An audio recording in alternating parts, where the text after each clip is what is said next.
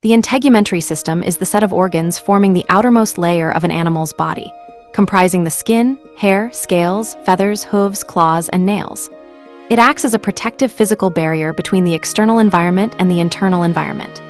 Additionally, it maintains water balance, protects the deeper tissues, excretes waste, regulates body temperature, and contains the sensory receptors that detect pain, sensation, pressure, and temperature. The skin integument is a composite organ made up of at least two major layers of tissue, the outermost epidermis and the inner dermis, which are separated by a basement membrane comprising basal lamina and reticular lamina. The epidermis comprises 5 layers: the stratum corneum, stratum granulosum, stratum spinosum, and stratum basale.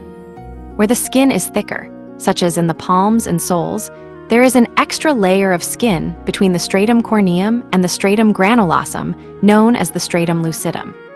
The dermis comprises 2 sections, the papillary and reticular layers, and contains connective tissues, blood vessels, glands, follicles, hair roots, sensory nerve endings, and muscular tissue. Between the integument and the deep body musculature, there is a transitional subcutaneous zone, the hypodermis. Structure: skin. Main article: skin. The skin is one of the largest organs of the body. In humans, it accounts for about 12 to 15% of total body weight and covers 1.5 to 2 m2 of surface area. 1. 3D, still showing human integumentary system. The skin integument is a composite organ made up of at least 2 major layers of tissue, the epidermis and the dermis. 2. The epidermis is the outermost layer, providing the initial barrier to the external environment. It is separated from the dermis by the basement membrane, basal lamina, and reticular lamina. The epidermis contains melanocytes and gives color to the skin. The deepest layer of the epidermis also contains nerve endings. Beneath this, the dermis comprises 2 sections, the papillary and reticular layers, and contains connective tissues, blood vessels, glands, follicles, hair roots, sensory nerve endings, and muscular tissue. 3. Between the integument and the deep body musculature, there is a transitional subcutaneous zone made up of very loose connective and adipose tissue, the hypodermis. Substantial collagen bundles anchor the dermis to the hypodermis in a way that permits most areas of the skin to move freely over the deeper tissue layers. 4. Epidermis. Main article: epidermis. Epidermis and dermis of human skin. The epidermis is the strong, superficial layer that serves as the first line of protection against the outer environment. The human epidermis is composed of stratified squamous epithelial cells, which further break down into 4 to 5 layers: the stratum corneum, stratum granulosum, stratum spinosum, and stratum basale. Where the skin is thicker, such as in the palms and soles, there is an extra layer of skin between the stratum corneum and the stratum granulosum called the stratum lucidum. The epidermis is regenerated from the stem cells found in the basal layer that develop into the corneum.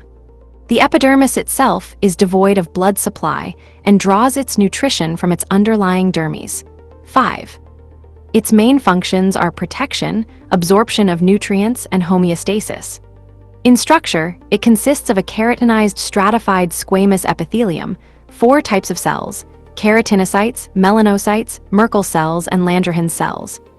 The predominant cell keratinocyte, which produces keratin, a fibrous protein that aids in skin protection, is responsible for the formation of the epidermal water barrier by making and secreting lipids. 6. The majority of the skin on the human body is keratinized, with the exception of the lining of mucous membranes, such as the inside of the mouth. Non-keratinized cells allow water to stay atop the structure. The protein keratin stiffens epidermal tissue to form fingernails. Nails grow from a thin area called the nail matrix at an average of 1 millimeters per week. The lunula is the crescent-shaped area at the base of the nail, lighter in color as it mixes with matrix cells.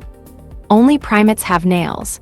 In other vertebrates, the keratinizing system at the terminus of each digit produces claws or hooves. 2. The epidermis of vertebrates is surrounded by 2 kinds of coverings, which are produced by the epidermis itself. In fish and aquatic amphibians, it is a thin mucus layer that is constantly being replaced. In terrestrial vertebrates, it is the stratum corneum, dead keratinized cells. The epidermis is, to some degree, glandular in all vertebrates, but more so in fish and amphibians. Multicellular epidermal glands penetrate the dermis, where they are surrounded by blood capillaries that provide nutrients and, in the case of endocrine glands, transport their products. 7. Dermis. Main article, dermis. The dermis is the underlying connective tissue layer that supports the epidermis. It is composed of dense, irregular connective tissue and areolar connective tissue, such as a collagen with elastin, arranged in a diffusely bundled and woven pattern. The dermis has two layers, the papillary dermis and the reticular layer. The papillary layer is the superficial layer that forms finger-like projections into the epidermis, dermal papillae, 5, and consists of highly vascularized, loose connective tissue. The reticular layer is the deep layer of the dermis and consists of the dense, irregular connective tissue. These layers serve to give elasticity to the integument, allowing stretching and conferring flexibility, while also resisting distortions, wrinkling, and sagging. 3. The dermal layer provides a site for the endings of blood vessels and nerves. Many chromatophores are also stored in this layer, as are the bases of integumental structures such as hair, feathers, and glands. Hypodermis. Main article, hypodermis. The hypodermis, otherwise known as the subcutaneous layer, is a layer beneath the skin. It invaginates into the dermis and is attached to the latter, immediately above it, by collagen and elastin fibers. It is essentially composed of a type of cell known as adipocytes, which are specialized in accumulating and storing fats. These cells are grouped together in lobules separated by connective tissue. The hypodermis acts as an energy reserve.